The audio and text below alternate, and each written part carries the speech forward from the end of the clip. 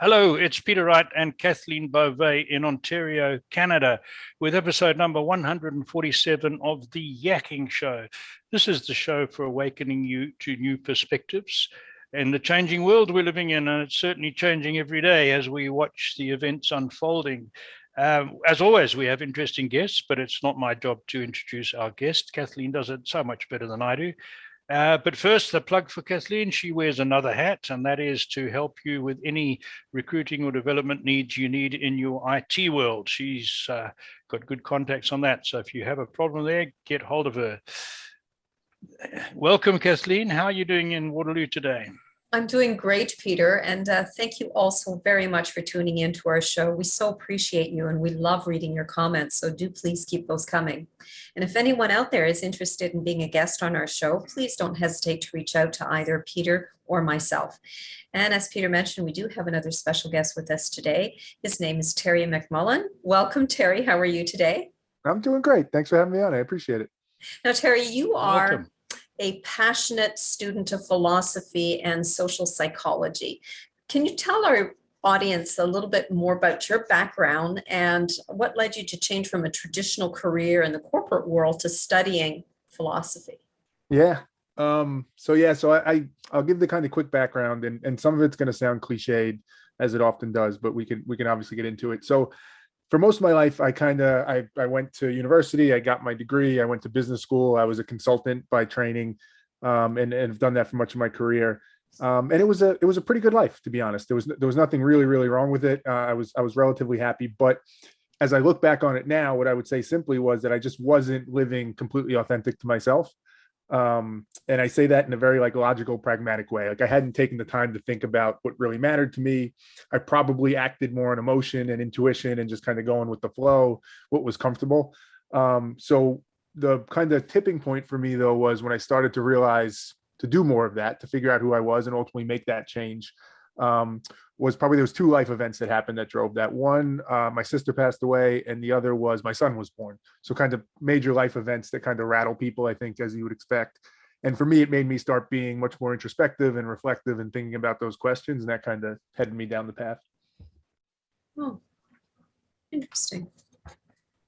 To you, Peter? So I'm just hearing what you're saying and thinking about what I read about you on the profile I looked at. You've now spent 30 years studying philosophy and social psychology, and I know that you want to find out what makes people tick. What really fascinates you about this, though?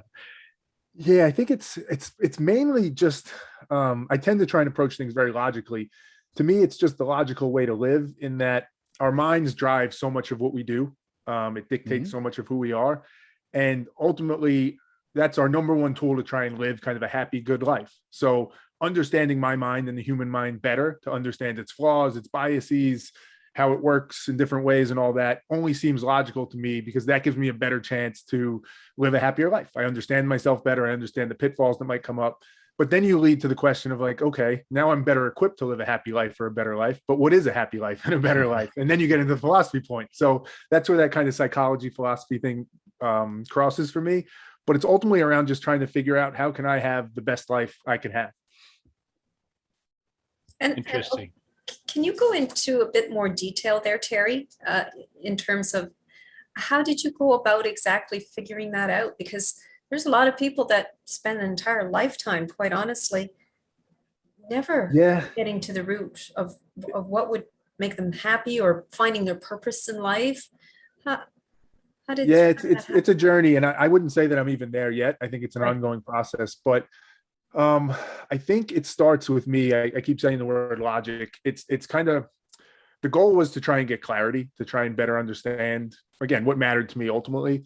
My goal was always to live a thoughtfully authentic life. That's kind of the target I set. And thoughtfully meaning to really just consider the different aspects of me and what matters to me and all the different experiences I've had, and authentic in terms of what really matters to me. But that's hard. It's hard to do that, because you have to kind of challenge yourself. You have to be willing to entertain there's certain aspects of yourself that maybe you don't love, or that there's parts of you that you were putting on a show for more for other people. So it's kind of doing all that work. But it's very logical. It's just following the thread and trying to understand what makes me happy, what makes me feel like there's some fulfillment there, and then there's some purpose there. But it's through a lot of work. Ultimately, I think it's being really self-reflective. It's really questioning and trying to get to like a first principles view of what matters to me and why I ultimately act the way I act. So in kind of this long journey of studying philosophy and psychology, I kind of picked up lots of tidbits along the way. And I'll say most of the stuff that I've learned and I've kind of picked up, it's not novel. It's not, I haven't figured out anything that nobody else knows. I think the big thing that I think allowed me to get to a better place was ultimately humility, I would say, and kind of entertaining the idea that I wasn't as good, as happy, as successful, as have it all figured out as I thought I did. And once I entertain that idea, then you say, okay, let me figure out how I can be better. And you go down the path. I'm curious, do you incorporate meditation into this as well? I do. I started that about a year ago. And it's funny because when I tried to do it multiple times over the last maybe 4 or 5 years, and I just didn't get it. I was like, this doesn't make sense to me. I don't like it. I don't see any benefit. And then I read a book on it. And it gave me somewhat of a more practical answer to it in terms of it's trying to not literally control your mind, but have more control over what you think about and your thoughts, and just not be so reactive. And once I kind of connected that and understood it a little bit better, the activity of actually sitting down and meditating when my mind would go all over the place. Previously, I'd be like, oh, I'm doing this wrong. This stinks. But then I started to realize, like, oh, this is the point. I'm trying to figure out how to work through that and how to get a better handle on that. So I've actually really enjoyed it now. For the last year or so, I've been doing it, and I find a lot of value in it. Can you share what book that was? You know what? I will have to get back to you on it. Okay. It was a small handbook. Yeah, I'll figure it out. I don't remember the exact book right now, but it might come back to you before we end. No worries. Sorry, Peter, I'm monopolizing him today. That's right. You were going to ask him about his YouTube channel, I thought. Oh, you're right. You're right. There you go. You've just done that for me. You guys are a good team. Well, it's a good question too, because it probably more directly answers the question you asked before, Kathleen, about like, how did I get there? So probably what really started to drive that was almost 2 years ago now. I created a YouTube channel, and I kind of set myself the goal of saying I'm going to make a video every day for a year. Just that's it. Nothing more than that. No goal in terms of how many subscribers I wanted or what exactly I would talk about. It was just going to be kind of my thoughts and learnings along the way. And I did it. I stuck to it every day for a year, for 365 days. And what happened was, through that process, it almost became, that was the work that needed to be done. That's where I kind of talked about the things I was thinking about. I challenged my own thoughts. I kind of held myself accountable for different things I was considering and different activities or actions I was taking. And that kind of recurring everyday process helped me a lot. So I've stuck with that. So now at this point, I don't do it every day, but I have a pretty robust YouTube channel now where I pretty much talk about this stuff. I talk about philosophy and kind of big questions that I'm thinking about, like what really is happiness? Is there such a thing as objective truth? But then I'll also talk about the more social and cognitive psychology aspects and kind of how our subconscious plays into that. So I like to think of it kind of as the macro and the micro level sides of it. So yeah, just kind of quick hitting 5, 6, 7 minute videos on all those different topics. Oh, no, that's a topic, the objective truth. I would love to know more about that. Yeah, my take.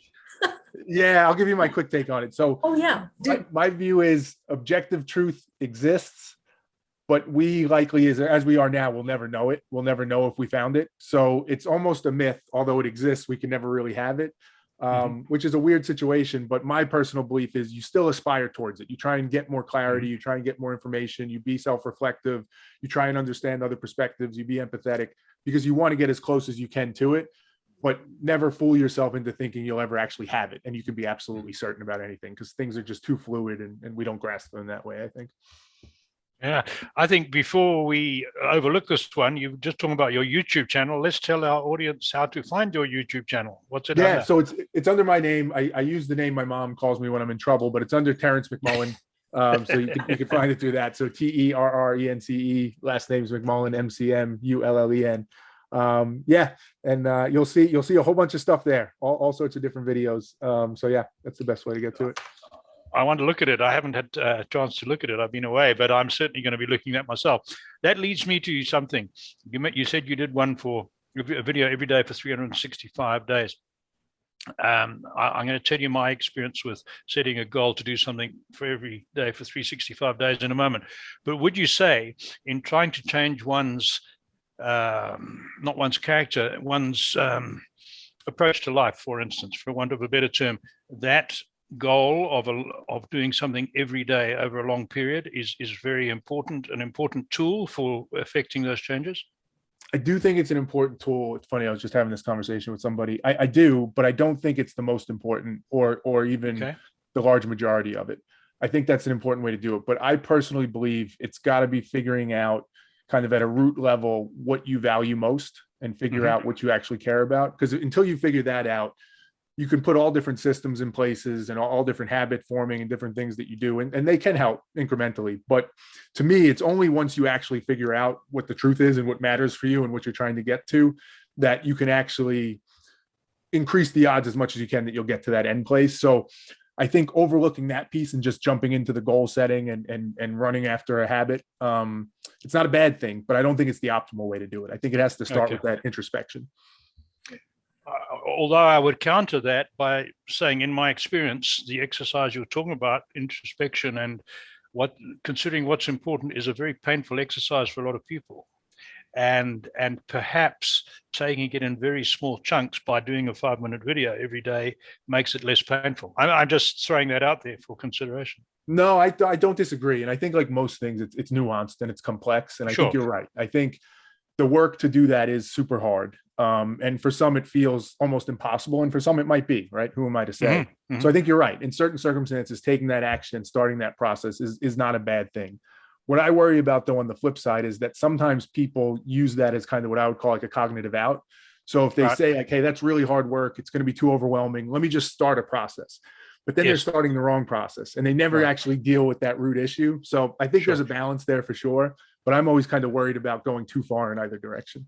Absolutely. No, that's a very, very good point. Very quickly, my one was, I used to run marathons, but now I've had, for various reasons, I can no longer run marathons. So I walk a lot. And I did one of those pilgrimages overseas a couple of years ago.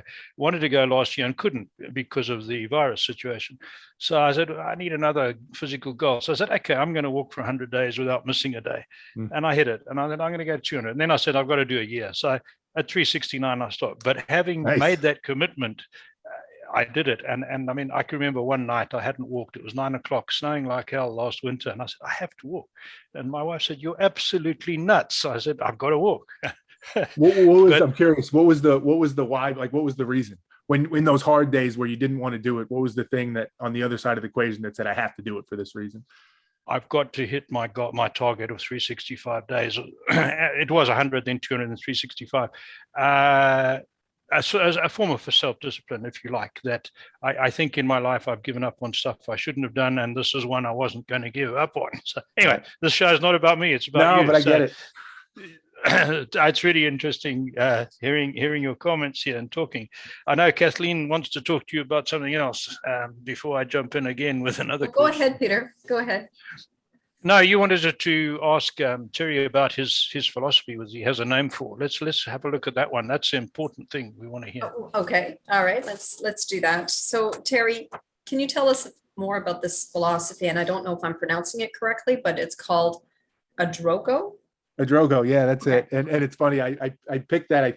I'm pretty sure that means to question in Latin. I'm almost certain it does. And it was kind of like a quick thing of like, oh, I like that, to question, that's important. But what I think that philosophy is, and as I said before, it's not meant to say like anything grandiose about it. It's really just lessons that have been learned over thousands of years by lots of different people, but my view of it and how I kind of picked it up. But at its core, it's a combination of two things, which I think relates back to what you were just saying too, Peter, with your walking every day for a year.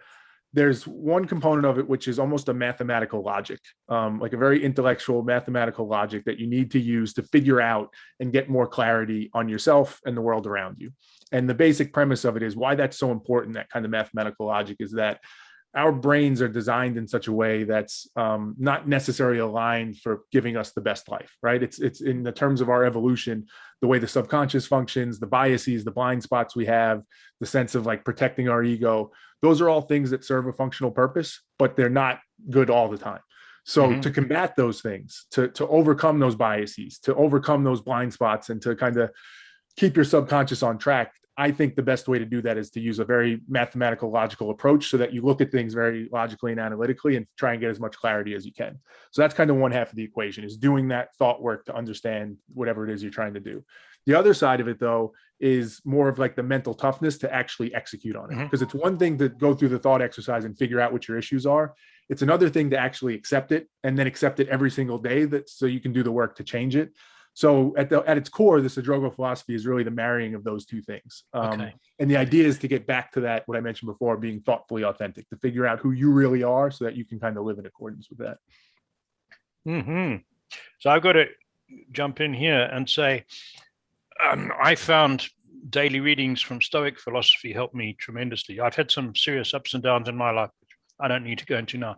Life has changed considerably. And at times when I thought, I can't see any hope or any future, just relying on some of those maxims of Marcus Aurelius and those, deal with the world as it is, not how you'd like it to be, and things like that. And how much of that is in your philosophy? Yeah, I read a ton of the Stoic stuff. Ryan Holiday is somebody that I read. Ryan Holiday, yeah. Yeah. So I think a lot of it. I mean, I think there's a lot of overlap there in terms of how it functions. And I think, there it is. That's the one. Yeah. So yeah, I think that's a big part of it, because I think in many ways what Stoicism is trying to do is to act what I would call as big L logically as possible. They're trying to kind of not remove emotions from the situation, but account for emotions, but not let that tell the whole story. Think about it very logically, not overreact to other people's actions and those types of things. So I think there's a heavy component of that.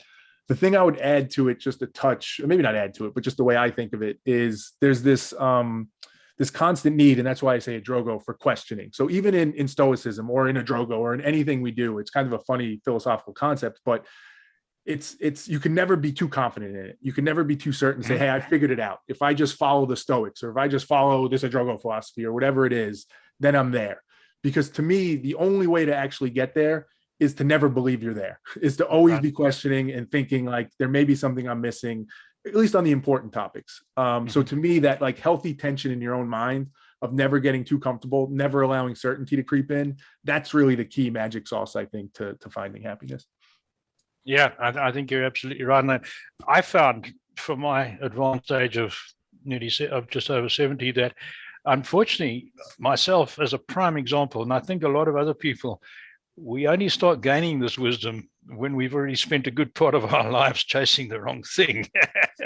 So true. Would you go along with that? I would. I totally would. And I think to me, that goes back to like from a first principles level, the way I think about that is it's our own minds. It's how they function. I think that subconscious aspect of it, like the way I think of the subconscious is, and again, not new, just my take on it, is that it's like this super protective, caring, loving thing in our minds, but it's just not that intellectually sophisticated. It can't really step back and see the big picture. So all the actions we like, our intuition or our subconscious wants to push us towards, I don't think they're meant to be self-destructive. I think it seems like the math checks out and like these are all good decisions in the short term, but it's optimizing more for comfort or safety and security rather than other things. It's just not sophisticated enough to play it out. So that's why I think that mathematical logic, that very thoughtful approach to life, is necessary to counter that. Like you want your conscious mind working through it. It's not enough just to trust our subconscious or even our conscious sometimes. Kathleen, I'm monopolizing Terry here. Let's give you a chance. It's all right. Terry, where do you believe your studies will take you with all of this? Do you have a goal in mind? Is it to help other people? What is it? What is your end game with this? Yeah, I'll give kind of the big picture and then the more specific answer. The trick in the big picture is it's similar to what I was just talking about, a similar principle. I'd like to believe, over this time period that I've been studying this, I've learned some things from others, right? That I've picked up from others that I've been able to interpret and receive in a certain way that's helped me. And I feel like my life is happier and more fulfilled because of it. And it's an ongoing process, right? You have to keep that tension there. But the second you go and try and tell somebody like, okay, now I'm going to help you do it, almost by definition, you lose it there, because it can't. If I thought I knew all the answers and I had the magic sauce that I could go give you, Kathleen, or you, Peter, then I don't really get it. Because getting it means that it's not that simple. You guys have to go through the process just like we all do, and it's an ongoing thing. So I struggle with that a lot. I say that because as I think about where this goes, it's tough to say. Like it's not something that I think about trying to like monetize necessarily.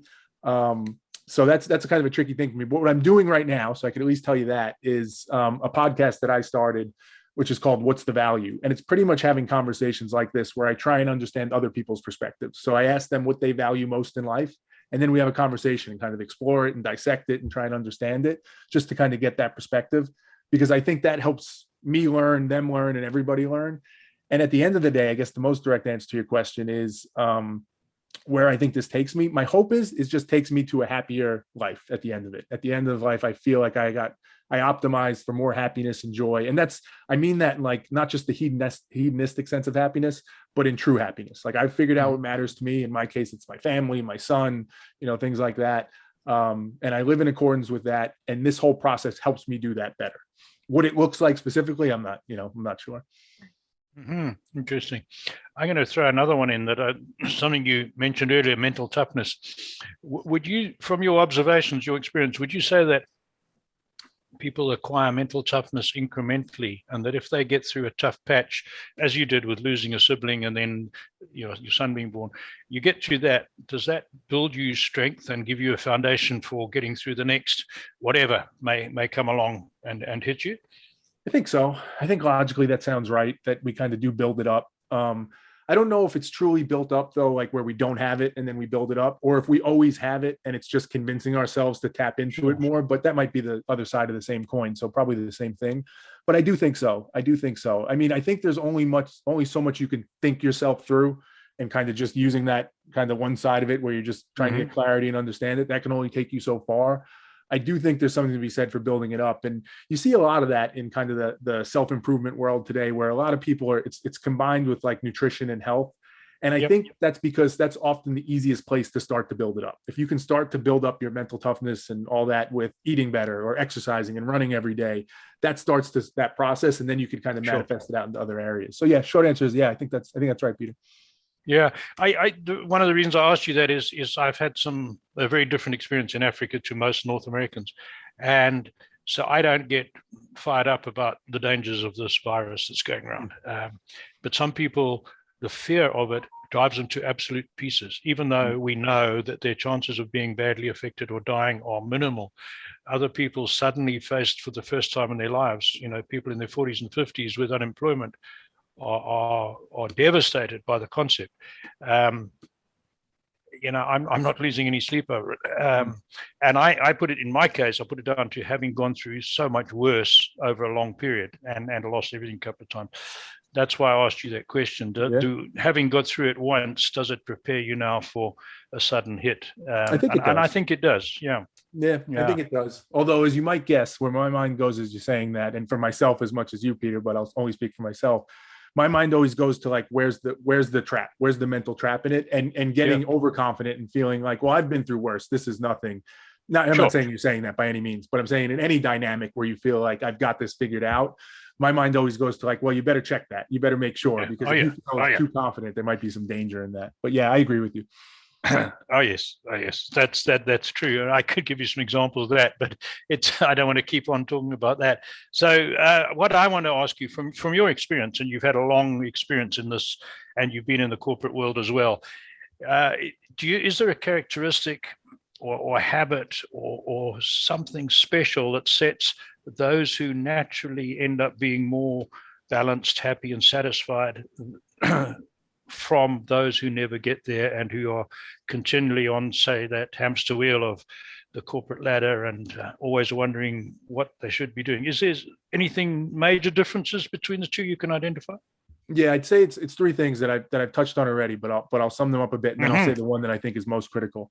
I think the three critical components or really important components are that mental toughness we just spoke about, right? So building that up and having that.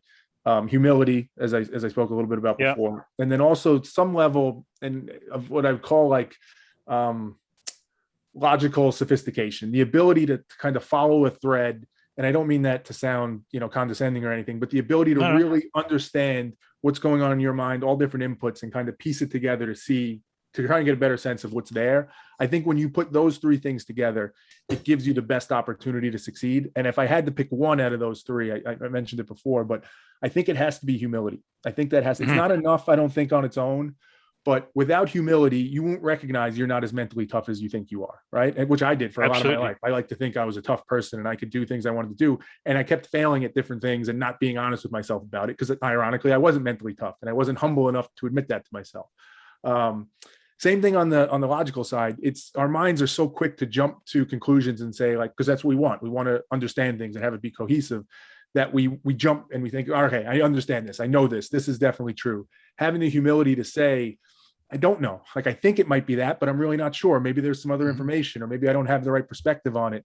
To me, that humility opens your mind to get to a better outcome. And without it, it's just so much more likely you're going to head down a path that's just either illogical or inefficient or something of that nature. All right. So here's a follow-up to that one. Is it possible for people to discover and become humble and discover humility without a major jolt of some sort? Good question. It's a good question. I'd like to think yes. And I think it goes back to the mental toughness point. I think it's similar in that you could start practicing it a little bit and you'll see the positive results of it.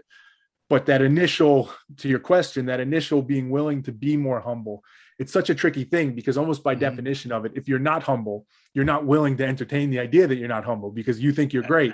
So it is a really hard thing to break out of. So I think my answer to that would be the jolt, definitely. I think that life adversity, that jolt, is probably the most common thing that does it. I would go out on a limb and say, obviously I don't know this for sure, but that mathematical, logical type of thinking, that's a good example of why I think that's so valuable. Because let's say you are somebody who's not that humble. If you can follow the thread and be logical enough, I think, and you're like, you will get to a place where you're like, oh, maybe I'm not as humble as I think I am. It's not as easy as that jolt. It's challenging. It's not, it's got its downsides, but to me, I do think that is a route to it. So I think people being more thoughtful, being more reflective, meditating, like we said before, I do think that goes a long way as well. Yeah, that's interesting. Thank you. That was good. That's very good.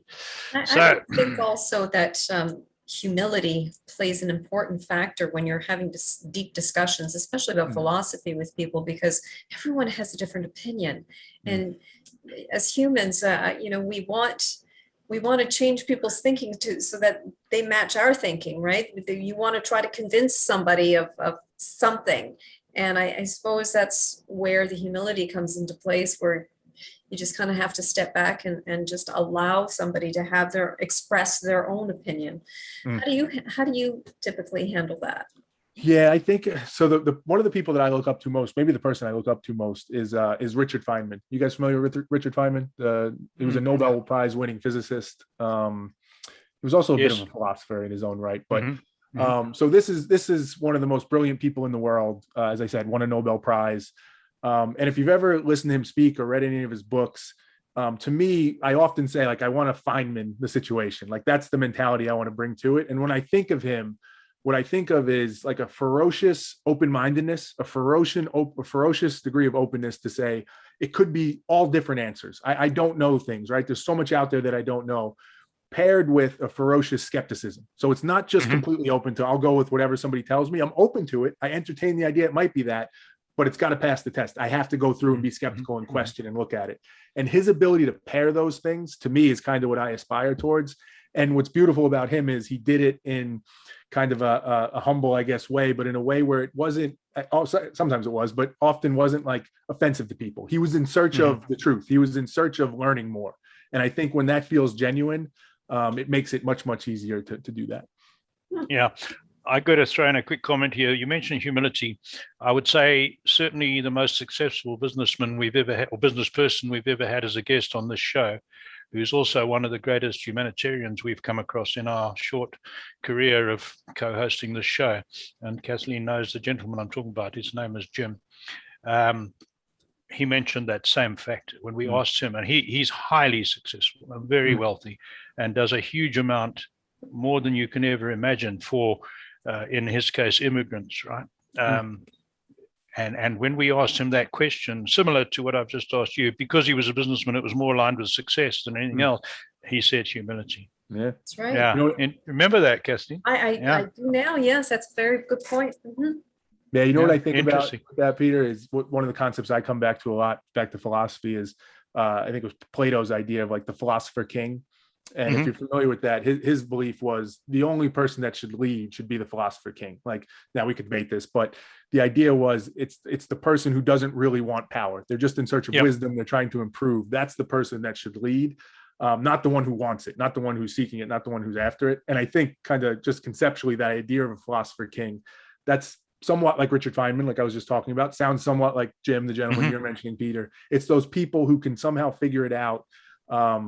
And they are in positions of power, they are in positions of influence, but they don't allow that to overtake them. They can stay kind of true and balanced to what they are. Yeah, that's the goal in many ways. Yeah, and something we can all aspire to, certainly. We're running out of time, Kathleen. Yes, Terry, if somebody wanted to contact you, how can they go about doing that? Yeah, for sure. So I mentioned the YouTube page. Probably the other best way is Instagram account is probably the best way. So for that podcast I mentioned that I'm kind of focusing this effort towards now. So it's what's WHATS _ value _ podcast. So what's the value podcast? It's also on Spotify. That's probably the best way. Do that Instagram. We'll put all that on the in the description and on the video for you. Terry, that was wonderful. Thank you very much. I really enjoyed that. Could go on and on. And I'm going to be watching your channel, your YouTube channel for sure. I appreciate that a ton. Thank you so much. Yes, thank you. Thank you, Terry. And thank you all again so very much for tuning in.